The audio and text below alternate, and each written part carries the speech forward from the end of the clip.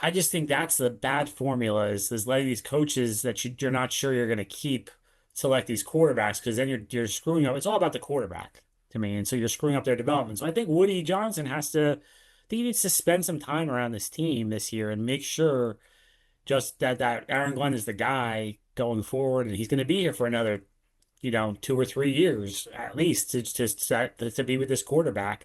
Because I think if you're letting them draft a quarterback and you're not sure, and you might fire him next year, like that's a bad formula to me. Hello and welcome to Gangs All Here. My name is Ryan Sampson. That's my guy Frankie Vitariti from U Stadium, and that's our Jets beat writer Brian Costello. The New York Jets have started the season 0-6. We are back here week 7 against the Panthers. It's glim. It's not great right now. We're going to talk about what Aaron Glenn's comments were this week about Justin Fields, about this offense, and about where this team is going. And we'll discuss some of the heat that seems to be coming around the media and us as we discuss Aaron Glenn's future with the team because it has gotten off to, without a doubt, the worst start in Jets history. But before we get to any of that, I'll start with Coz. What a week. How you feeling? Have you recovered and recouped from your trip to London? I think today I feel like I'm back, Ryan. Good. Took me a few days to feel 100%, but I feel today like I'm 100% back. Frankie, how are you, bud? Feeling great, man. I'm in the presence, I feel like, of a rock star, Brian Costello. What a week, man. I mean, I'm seeing you everywhere, man. It's such a Yeah. pleasure. What an, No, what an man. honor.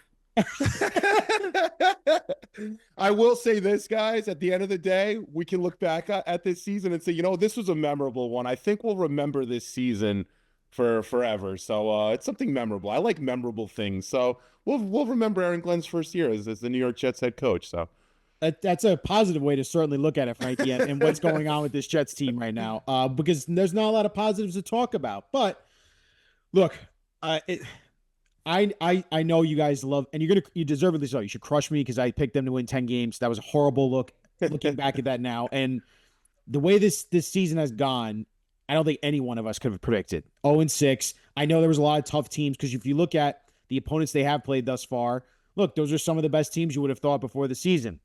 But then there's also the point of how these games look and the feel that we're seeing on the field of the product and the process that Aaron Glenn and this team has gone through. So I'll start with you, Kaz. Yeah. Look, did you even see the way this team has played out and the way the product is right now being as bad as it's been and how it doesn't look like it's going to get any better anytime soon? No, I mean, look, I think back of something I wrote in the offseason, and maybe we talked about it on here, and I know I talked about it a few places, was there was always this question of like, what's a successful season this year for the Jets, right? With kind of the assumption they're not going to be a playoff team. So what does success look like? And I Mm-hmm. kind of latched on to this idea of a functional offense would be success for the Jets. Right. And I even wrote at one point, like there has to be no more games where you're going, oh, they just got their first down at the 2 minute warning. Because we've seen that so many times in the last 10 years, 15 years, whatever. Sunday, there was the first down came at the 2 minute warning. I was like, oh my God. I'm like, this is exactly what I wrote about. And I'm like, you can't have. So they're like, we're just back in this mode of the offense just looked like it couldn't function as an Yeah. NFL offense on Sunday, and that's a week after their defense looked like they couldn't play defense, and they played better in London, obviously. But yeah, it's staggering of just how it's looked and just how inept they looked on Sunday. Frankie, even for you, who I think you were the first one that said to Kaz and I in the offseason, I remember you were like, look, guys, I think this might be a rebuild this year. And I was even like, rebuild? What are you talking about? They're gonna retool. Like the thought was like they have some pieces and that Glenn and Muji should be able to evaluate that and then build around that. But it's gotten to the point where even your good players, besides Garrett Wilson, you could argue, have not played well to this point. So did you even see that this season was going to be like this to start? I mean, listen, man, I didn't think it was going to be 0-6.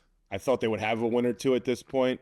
But I did think with Aaron Glenn as a first-time head coach, there were so many new pieces here. I thought it was going to take some time. Think about what Vegas even told us before the year, guys. Vegas told us it was a 6.5 over-under win team. They had us in power rankings 28th, 29th.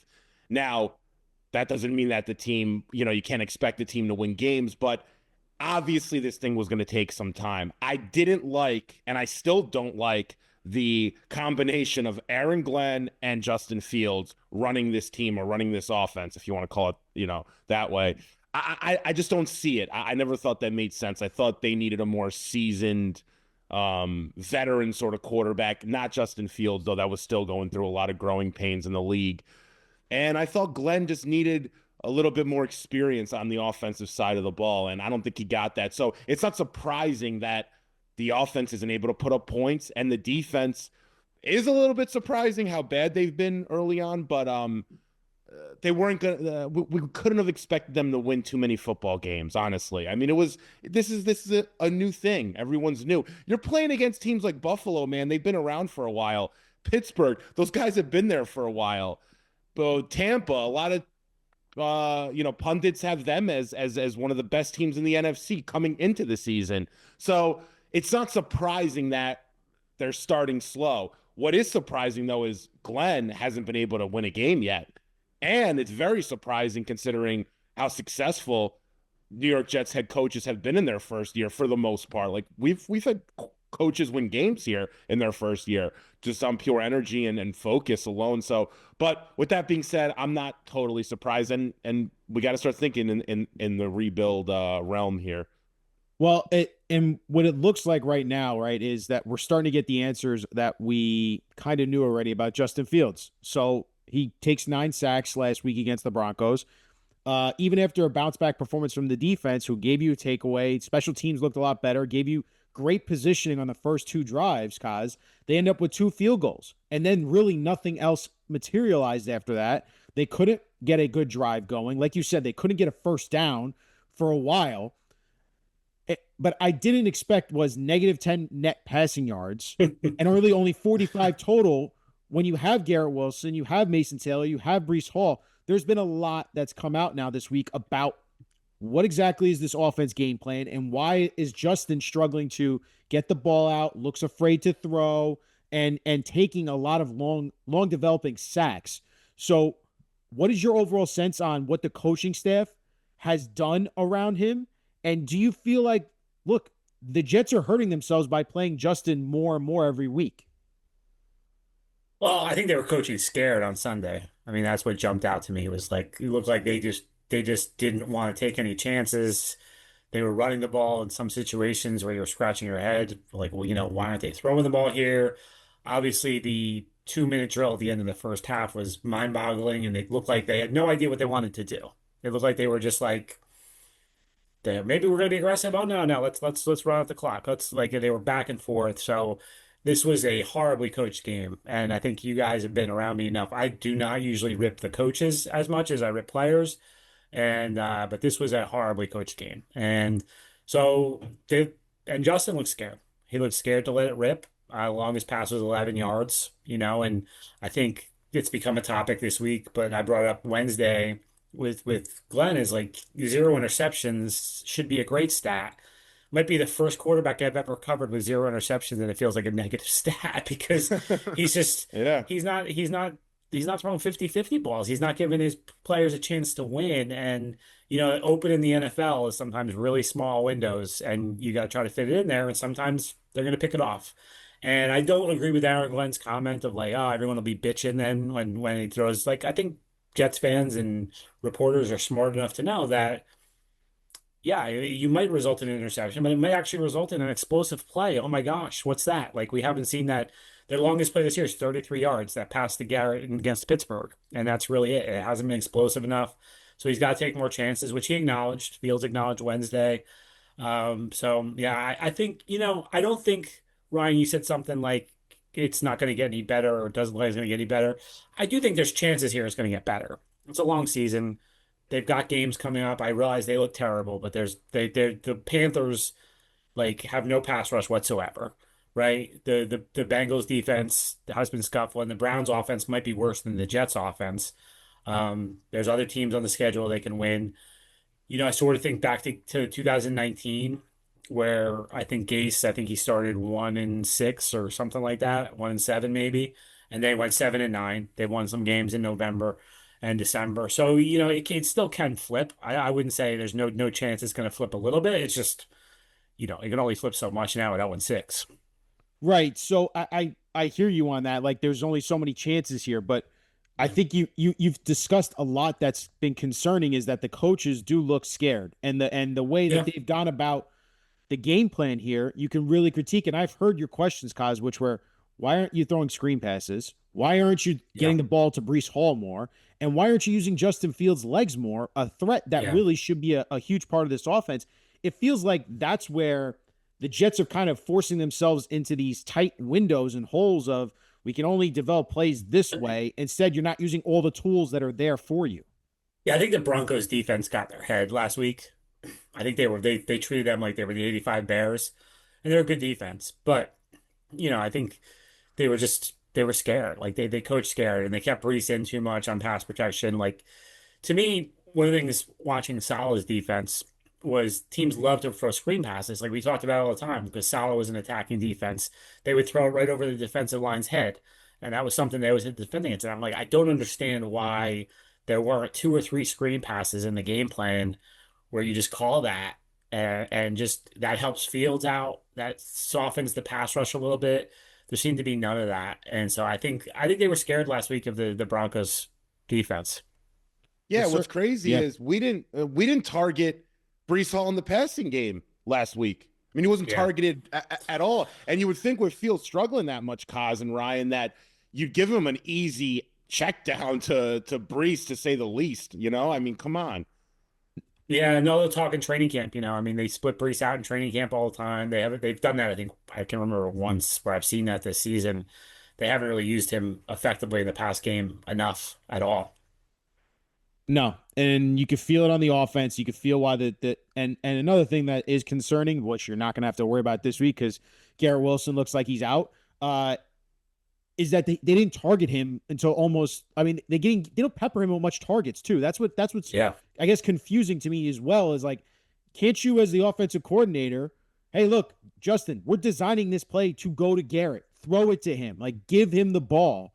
It just feels like maybe sometimes I don't know. Maybe it's Justin. Maybe it's the way he's processing, but it feels like they're not designing enough touches for Garrett Wilson at the start of games too. Yeah, I think you could probably simplify things, Ryan, right? I think sometimes these guys get so into their NFL offenses of choice routes and, all this, like, they complicate the stuff of just, you're right. Sometimes you just need to say, throw it to Garrett Wilson. And, it's player, not players, not plays. And they need to get to that mindset sometimes. Now, you're right. This week, I don't think you're going to say that about Josh Reynolds too much, but maybe an Arian Smith, like, hey, Arian Smith's going downfield. Just chuck it, let him Totally. run under the ball. Like, do that. I think, you come out in the first play and do something like that, like it sets the tone, even if you don't complete it. Like, just take a shot downfield just to show that you're going to do it. But I doubt they do that. Look, and the thing we should probably flip it to now is and I'll ask you guys point blank right now, real quick. Do you get a sense that Justin Fields is the starting quarterback or future for this team heading into next year? No. I mean, look, I think there's a chance that he's here with they draft a quarterback, right? And like they keep him and there's a competition in the summer and maybe they decide that Fields is going to start the season because the rookie's not ready, like the Russell Wilson thing with the Giants, and he starts 4 games or 3 games or whatever. But he's not like the capital THE starter next season. I can't see that. Yeah, I agree with Kaz there. There's no way. There's no Right. way, Ryan. You So can't go into the year with him starting unless you have a rookie that you feel like you can develop and or needs time developing. Let's say like a Dante Moore, and you want to keep him there for on the bench for 6 to 8 weeks, and then once the tires kind of fall off of Fields, which inevitably they will around this time, you put him in. But I even think they'll look for maybe a veteran backup that's more conducive to what Tanner wants to do there offensively over a project in Fields. well, that's where I want to go to now, where Kaz wrote this awesome piece for Post Sports Plus about this Jets team is heading towards a top pick. No matter what you think of, there's wins coming here eventually, or they go 0-17. They're ending up with the top pick in the draft. One of the top picks. Yeah. With that being said, there is now this worry, Kaz, about Yeah. do you let this regime pick that quarterback of the future, you would hope? But then you bring up a great point that I would like to toss to you about it's not so much do you trust them to pick that quarterback? It's now can they actually stick around and develop that quarterback? And I just want to hear what your thoughts on that. Yeah, I think that's the question right now everyone's asking. Oh, can you trust them? I don't know how you know the answer to that question I because know. good coaches and good GMs have screwed up quarterback picks before, and like no one's has anyone picked two really good ones? Like I don't know, Bill Polian picked Peyton Manning, he also picked Kerry Collins. Like it's not there's no formula. So to me, the bigger issue that I see is what we saw this week is Brian Callahan gets fired after taking Cam Ward. So now Cam Ward has to go through this season with like a lame duck coaching staff, and then he's gonna have to learn a new offense next year. So you're delaying his development. Happened last year with Caleb Williams, happened with Bryce Young in Carolina. It's happened with Jared Goff. It happened with Baker Mayfield. Like this has happened quite a bit, and we even saw it. Not even number one picks. You saw it here with Sam Darnold when they fired Todd Bowles. So like I just think that's the bad formula is letting these coaches that you're not sure you're going to keep select these quarterbacks because then you're screwing up. It's all about the quarterback to me, and so you're screwing up their development. So I think Woody Johnson has to. I think he needs to spend some time around this team this year and make sure just that Aaron Glenn is the guy going forward, and he's going to be here for another 2 or 3 years at least to be with this quarterback. Because I think if you're letting them draft a quarterback and you're not sure, and you might fire him next year, like that's a bad formula to me. So that was kind of my point. Frankie, your thoughts on what Kaz is saying? No, I mean, I agree with him, man. I absolutely do. There's no way to tell because he's not necessarily Aaron Glenn going to be the one that's going to be so hands-on with this quarterback and going to be working with him day in and day out. That's on the offensive coordinator. That's on the quarterback's coach. They might get it right. They could. I mean, I don't know if Aaron Glenn's the biggest variable in that development process like people think. I think a lot of times everyone looks at the head coach as being the person responsible for the quarterback developing. I think the head coach is responsible for putting a team around the quarterback and giving them proper time if they need it to develop and knowing when to put them in or even bench them. We saw Bryce Young when we're playing on Sunday. He got benched. They put him back in and he looked like a new guy. So the coach has to make those decisions. In terms of developing the quarterback, you guys know I love me some Tanner Engstrand. So, I mean, as long as he's here, I have faith that they'll put the quarterback in a position to get the ball out if he wants to. We have a guy that doesn't want to get the ball out, but if we could bring in someone like a Mendoza who wants to get the ball out and Tanner works with this kid, I think you could see a quarterback come in by week 6 or 7 and play well. And I don't think Aaron is going to be that responsible for that quarterback being developing or not. Like, But he's going to be the one. He's going to be the one picking the quarterback. Right? Correct. Like that's the problem. It's yeah, like it's not the development. You're right, but like he's going to be the one sitting there April 20 whatever, saying, "All right, this is the guy." Like I mean, it's going to be collaborative. I don't think he's going to be, but to me, he's got the final say in this organization right now. So if Tanner Engstrand's arguing for one quarterback and Aaron Glenn likes another quarterback, they're going to go with who Aaron Glenn likes. I hope it's a consensus first overall guy. Like, I just hope Yeah, it doesn't feel like that right now. We got a long It way to doesn't. go. Yeah, It yeah. doesn't really feel like there's that guy right now. I mean, I'm sure things change by February, March, but right now it doesn't feel like that. No, Yeah, it's I'm also saying go ahead, Frankie. no, really quick. I'm also saying that because if there is a consensus number one guy, I think Glenn's going to be back next year. So I think if you want to make a move in year 3 of this, then you'll have the consensus number one guy, whether he played or not. He probably will if Glenn's trying to save his job, similar to what's going on with Daboll and Dart this year. I think then in year 3, you'll be in a better spot to bring in a new coach, and if Tanner sticks around, etc. So, Well, this is where I will reflect on this, Kaz, with you.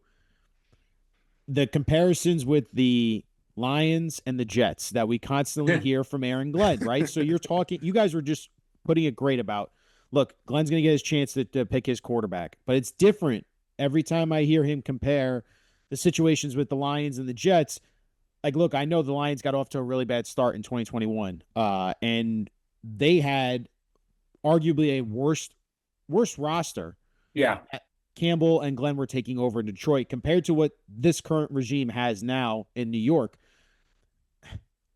what gives me confidence that they can develop a quarterback if they're going to draft one this offseason, which it seems like, when I've seen them really seems like they mishandled a lot of the talent that's been on this roster already that has been proven to be players that you can build around or at least hope to build around, that most draft and talent evaluators would say, yeah, no, that's a very good player in Sauce and Garrett and Brees and all the first and second round picks on the offensive line. And you have Quinn Williams and you have Quincy Williams and you have Jamie and Sherwood. Like, how am I supposed to have confidence in Aaron Glenn here?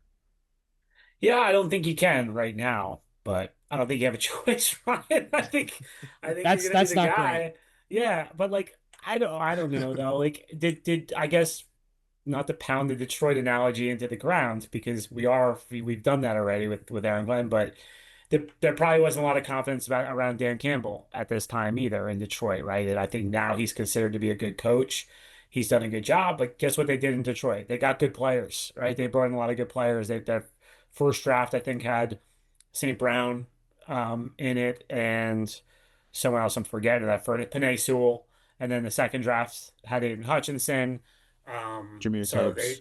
Jameer Gibbs, they got like they've done a good job in the draft and they got good players. So, but yeah, I'm gonna just say like there's been situations where probably people didn't have faith in Dan Campbell after that first season.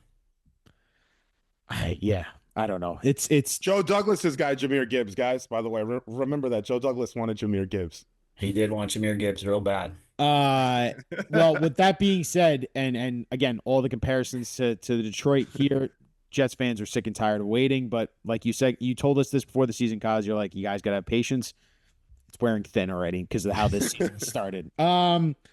So look, I want to I want to go to gang sounds off about Aaron Glenn's comments about Justin Fields getting the ball out quick because it was evident on film he was holding the ball too long. He looked afraid to get the ball out, and like Kaz asked Glenn multiple times this week, like, look, are you guys going to be aggressive downfield? Justin Fields talked about being aggressive downfield, but this is what Aaron Glenn said today about Justin Fields holding onto the ball. He said, I know that's a huge topic that everyone talks about, but there's a lot that goes into it. When you look at the time he gets the ball out, some of those have been his best games. When he's holding the ball there 3 seconds or whatnot, that's who he is. Sometimes it's play calls, the way he sees things. I'm not sitting here saying he doesn't need to get the ball out. There's some quick game where the ball needs to come out. You work on those in practice. There's also an element of we know who that player is. You look at Lamar Jackson, his numbers getting the ball out is higher than Justin's. Josh Allen's numbers are higher than Justin's. I think everybody tends to see who those guys are and understands that for some reason they don't understand Justin. I'm not sitting here saying that there aren't some times where he needs to get the ball out. He knows that. He articulated that to you guys.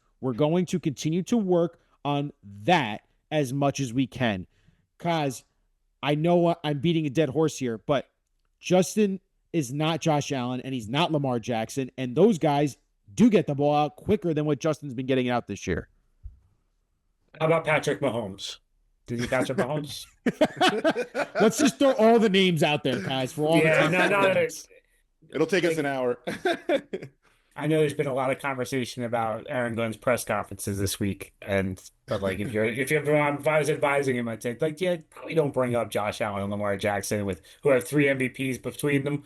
Yeah, and he's wrong if he's talking about the stats just this year. Maybe he's talking about it over a longer period of time, but this year, Fields is 3.01, Allen's 2.91, and Lamar's 2.87. So Fields is right. Caleb's the only person who holds the ball longer than Justin Fields right now. So is Yeah, he no, gaslighting us? Like, I need to know that. Is that what he's trying to do?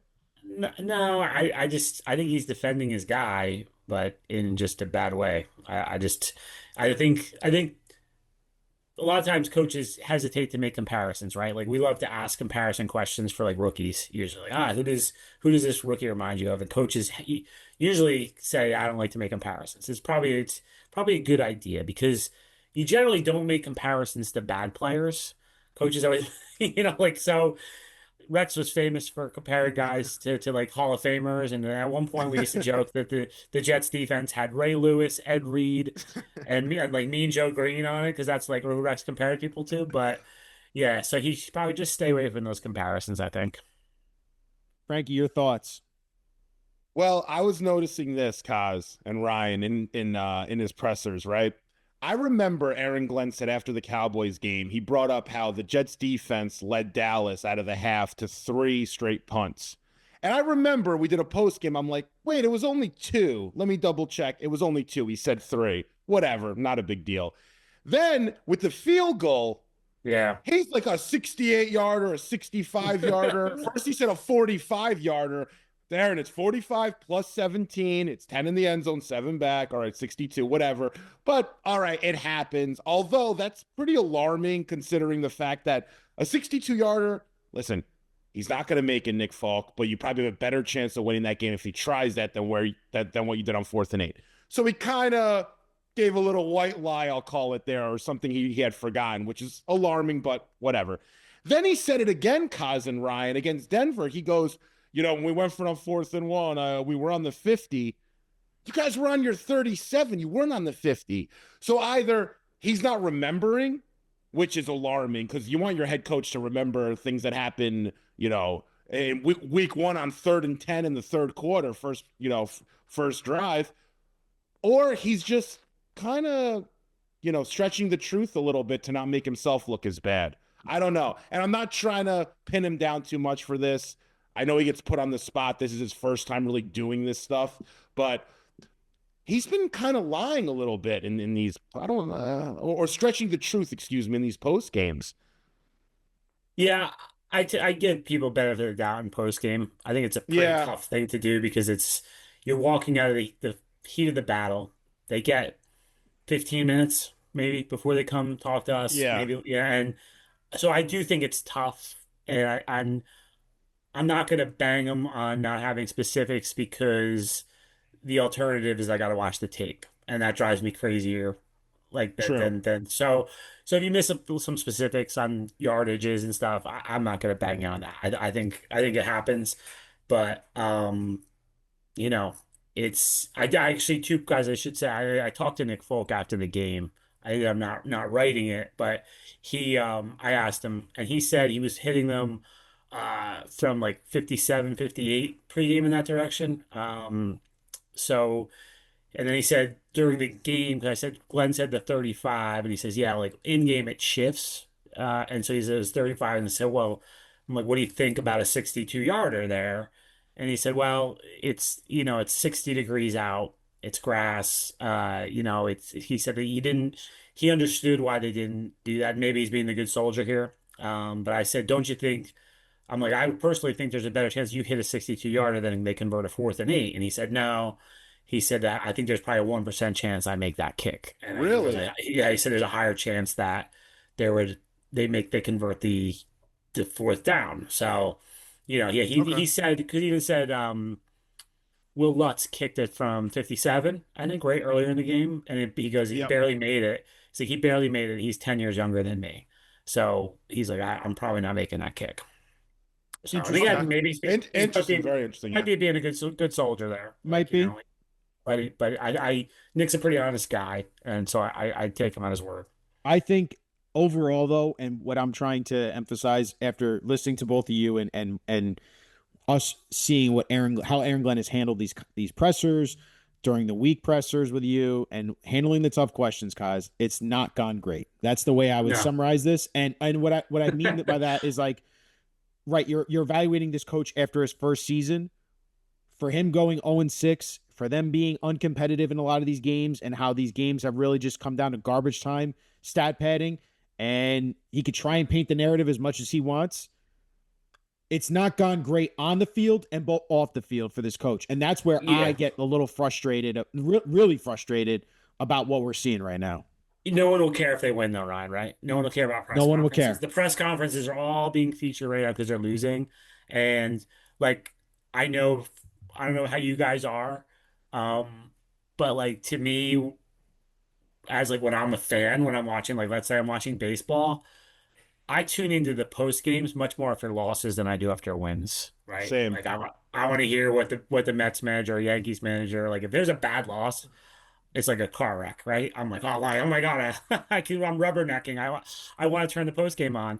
When they have a big win, I don't really care what the manager has to say about that. So they get a lot of focus when you're losing, and they don't really matter. when you're winning. So if he wins, nobody's going to care about these press conferences That's a good anymore. point. Really Yep. good point. It's a good point, Kaz. But also at the same time, he needs to improve what's going on in the field, though. That's the bottom line. Yeah. The field on the field is totally different. Like that's where the focus has to be. But He's got to get better. You also, I know you're saying it doesn't matter about the pressers, but I think at the same time, like fans have never been more in tune with the on the field product, watching the all 22s, Yeah. paying attention to what you're saying, and holding you accountable for those things. And you Yeah, guys and you have represent more- us in that point, right? So like I And you think, guys have more access to the press conferences than ever, yeah, right? Like you guys have like these things used to be done with like maybe one camera in the room from a local TV station, and now they're streamed live, and right. then there's SNY videos puts out they clip it up real quick and put it out. So even though you guys have a ton of access to all this stuff. Yeah. Fellas, I want to be quick on this game because I don't think many fans are going to be paying attention to this Jets Panthers game, to be honest with you, now with Garrett Wilson being out. But with that being said, I will have to ask for each of you to give us a key matchup for this game, if you have one, considering the Jets are going to be down Garrett Wilson and the Broncos are also getting Chuba Hubbard back healthy. I see that note just came through. So I'll start with you, Frankie. If you have a key matchup, what's your key matchup for this Jets Panthers game? My key matchup is Bryce Young versus that Jets defense. That's my key matchup. I think if they can get to Bryce Young and they can force him to not hold on to the ball, because he has a problem himself holding on to the ball a little too long, likes to double pump sometimes, kind of overthinks in the pocket a bit. If Will McDonald and those boys up front, Jermaine, Quinnen, come out to play this Sunday, man. It's time. If they can get after Bryce Young a little bit, hit him a bit, he starts thinking a little bit too much, doesn't give them enough time to want to do what they want to do. They love to line up in 12 personnel. They might get Jatavion Sanders back. They're getting, it looks like, Jalen Coker back. Yep. They had a bunch of weapons out there. Yeah, so they're going to want to do what every other team is doing against us. Folks, wait till they're in man. Do a pre-snap motion to see if they're in man or not. Then just have the crossers and let your quarterback stay in the pocket forever until he finds someone. We got to get to Bryce Young, and that's my key matchup. Kaz? First, I was proud of my matchup last week, Ryan, where I remember I had Sean Payton versus Aaron Glenn. It was a good matchup. And I Sean really did- Payton I was really did. laughing at Aaron Glenn. But look, I mean, they won. They barely won the game. I almost had that right too. Yeah. You did. You almost called that. Jets should have won the game. If they could freaking move the ball at all. Yeah, I don't have a great matchup this week. I guess I'll go Sauce versus Ted McMillan. He's having a good season. I think Sauce was the one at fault on that touchdown. When I watched it back, it looked like it was his own, like maybe quarter. He was supposed to be stay in quarters coverage there so I'm not sure, but I think can Sauce shut the kid down, shut McMillan down, and slow the Panthers down a little bit. I think they'll be good against the run. I know the Panthers have run the ball really well, so I'm curious what they do against the passing game. That's a good one, Kaz. Ted McMillan has been really good this year. Just had 2 touchdowns last week, has put up some nice yardage in games. And I think, look, Sauce has got to be able to lock down their number one receiver, and he is their number one receiver already as a rookie. I think my key matchup would probably be, how do the Jets handle this rushing attack from the Panthers that Kaz just talked about? The fact they're getting Chuba Hubbard back, and Rico Dowdle has been lighting the world on fire the last couple of weeks. And look, the Jets defense was good last week. I think they did a really nice job against the Broncos rushing attack, and they held Bo Nix in check, trying to make him make great throws. Can the Jets defense stop the run this week? Because I think, like you said, Kaz, and you, Frankie, I think they can get after Bryce Young if they stop the run. Otherwise, they're going to just keep running the ball and feeding both of those running backs. So I'm looking at Jamien Sherwood, who I think had his best game of the year by far last week. Had a nice tipped pass, deflection, made some nice plays in the pass and run. So I think it's on him, and it's on this how do I say this guy's name? The rookie. Malagoa. It's on those two guys. Kiko. There you go. Kiko. Easy. It's on those two guys to be able to stop the run against this Panthers rushing attack, because they're going to try and run the hell out of the football this week. Malagoa looked really good, by the way. He did. Last That's week. what I'm saying. He keeps playing, he looked excellent. I can't believe the difference 1 week made, right? The week before, he looked like he didn't belong on an NFL field. The next week, it looks like Ray Lewis's little brother. So that was nice to see. Ray Lewis's little brother. He looked good, man. rocking that 51. He's looking big out there. I like this kid. Hey, do it against the Panthers this week. Miami, Miami boy. Come on, man. Time for Stump Coz. Time for me to boy. try and get him going here. Listen, he got me last week. I'm gonna see if I can get him here. Coz, can you tell me who has thrown for the most passing yards in a game against the Carolina Panthers as a Jets quarterback? Oh, Jesus. Against the Carolina Panthers. Who the Jets It's hold a not- losing record all time too, by the way. It's not Bobby Brister. Not Bobby Brisker. I'll go Vinny Testaverde, Ryan. Ooh, second most Vinny Testaverde. Number one, your boy, who you love, Josh McCown. In 2000, Oh, wow. That's a stat and a half. I like that. Yeah. 300 2017. Yep, 307 passing yards and 3 touchdowns. The Jets lost that game 35-27 to Cam Newton, who didn't throw for any touchdowns in that game. Right. That's the game Cam Newton scored a touchdown and Jamal pushed him, right? That's right. That's right. Yeah. So yes, that was that one. And then here's a bonus question for you, Kaz. Can you tell me the last time the Jets actually beat the Panthers? Last time the Jets actually beat the Panthers. So, I'll go 2009. Did they beat them? Right on it. 2009, the Jets beat the Panthers 17-6. That was the last time the Jets have beaten the Panthers. It's been 16 years now. They don't play Wow. Yeah, they don't play them a lot. They don't play him a lot, but those starting quarterbacks were Jake Delhomme and Mark Sanchez. Not so great stuff going on in the news with him. The Jets only scored 1 offensive touchdown. It was a Thomas Jones 3-yard touchdown. Darrell Revis had a 67-yard pick six. I remember that. 2009. Yes. That was a fun game. Prime Revis in 2009. All right, I got Yeah. Kaz. Let's go to over-unders, fellas. Not a good week for Kaz. 2-5. Oh, should have gone under on everything Jets, right? Yes, Frankie was 3-4, so Frankie's creeping up slowly to Kaz. Man. Still behind though. Still Yes, behind. Kaz is 20-23. Frankie is 18-25 on the season in over-unders. I got some good props here, fellas. I'm going to start off with everyone's favorite player they want to talk about right now, Justin Fields, 171 and a half pass yards. I can't believe it's that high considering he threw for 45 this past week. I'm Who's going going under. first? Frankie's first, going guys? under. Under. Yeah, I'll go under as well. Oof, this is not going to be great, guys. All right, let's go Justin Fields rushing yards, 40 and a half rushing yards. Frankie. I got Frankie. Well, I want to ask first. I want to ask Kaz, what's going on with this leg injury? Is this like a serious thing with Fields, or is it just something he brought No, up? I think he's over it. I think he's over it now. I think he had it in after Miami. He's not. He hasn't been on the injury report this week, so I think he's over Okay. You know what? Because he's over it, I'm going over.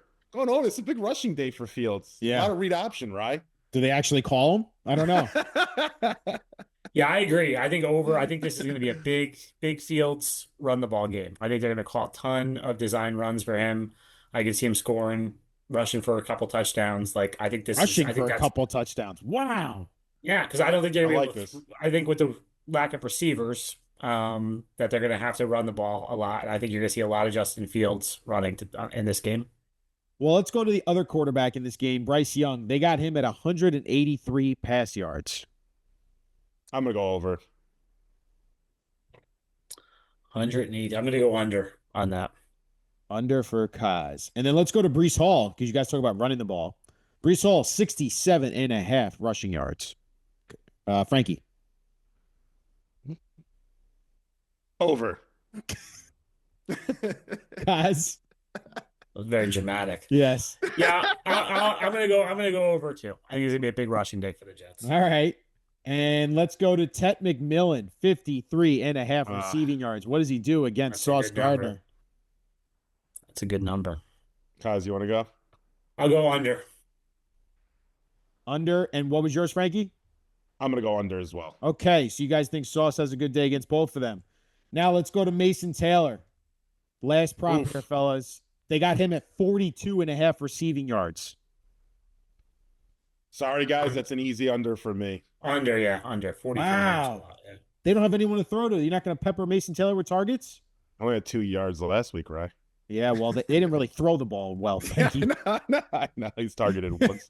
All right, fellas, let's pick this game. Jets are a 1.5 point dog. Kaz obviously picked the Jets to win last week, so that puts him at 4-2, me at 5-1, and Frankie at 2-4, who gets on the board again. I'll start with Frankie. What is your pick for Jets versus Panthers week 7?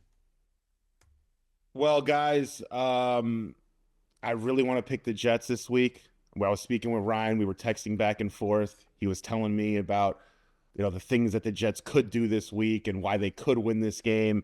And I was buying into a lot of it. However, with Chuba Hubbard back, potentially you have Coker back for them and Jatavion Sanders, a tight end. I don't think this Jets defense, specifically the secondary, is going to be ready for what Dave Canales and that Carolina team wants to do. Do I think it's going to be a high-scoring game? I don't. But this Jets team, playing a team that won their last 2, also trying to win, by the way, their first game on the road in Carolina. Yeah. I think they do win their first game on the road. I'm not picking the Jets until I have confidence that both sides of the ball can have good to very good games in unison. It seems like when one side does well, the other side completely craps themselves. So I'm going Carolina 23, Jets 14. Okay. Coz. Give me those players you're worried about, Frankie. These great players Carolina's getting back. Give me those again. Coker. Hey, Who else? Jalen Coker was good last year, Kaz. And who else? And Jatavion Sanders, one of my favorite players out of the draft. He went to Texas, 4th rounder. Guy can play, man. Watch. I'm telling you, they're going to do those crossing routes with them. You know, Tremble. I mean, Ryan, what are we talking about? He loves the draft, Kaz. He does. Making it sound like they're the 99 Rams coming in here. Right? They've played a lot better this year compared to what they have in previous. Okay, great. A lot better than what they played in previous is like low bar. The Jets don't have a bar right now. That's the problem. Guys, I don't know if you guys watched The Simpsons at all, but there was a Simpsons episode where I think it was Krusty the Clown bet on the Washington Generals to beat the Harlem Globetrotters. And his logic was, they're due. The Jets are due. I'm riding with the Jets again. Jets 23, Panthers 10. The defense shuts down this vaunted Panthers offense that Frankie's hyping up. They do just enough on the grounds. They get another turnover, maybe score a defensive touchdown. Justin Fields runs all over them, 23-10. Jets get their first win.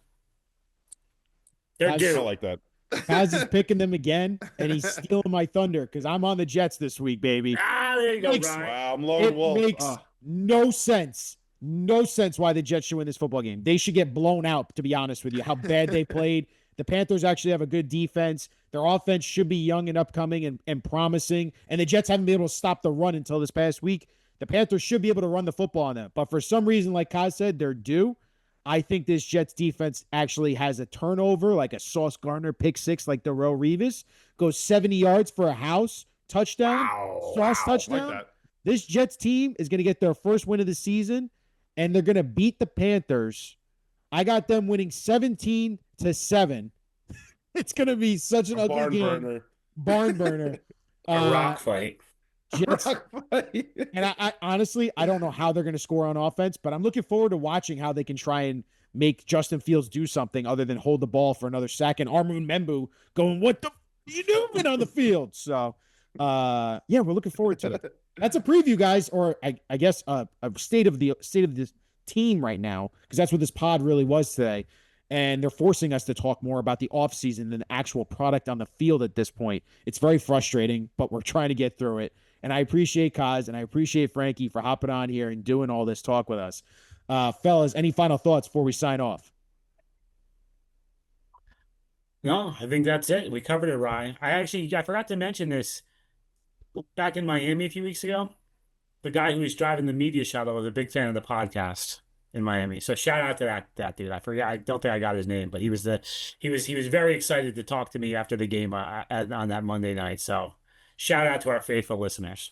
Wow, that's awesome. Shout out to the Miami driver helping Kaz out. And we got some listeners. Listen, there's been some fun comments here about what the heck's going on with this team, but people find some amusement in this podcast.